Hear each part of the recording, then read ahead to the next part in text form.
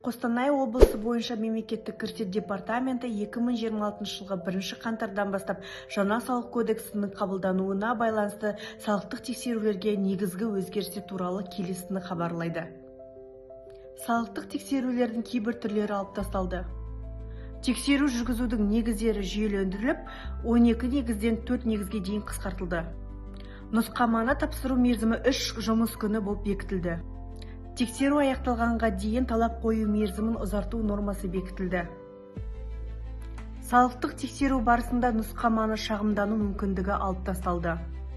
Салықтық тексерулерді аумақтық қағидат бойынша тағайындау тәртібі регламенттелді. Тексерулердің создыруын болдырмау мақсатында салықтық тексеруді тоқтату саны 2 ретке дейін белгіленді. Жаңа салық кодексінің 163 бабында көзделген салықтық тексерулерді ұзарту мерзімі қысқартылды. Талапты орындау мерзімі 10 жұмыс күніне дейін қысқартылды.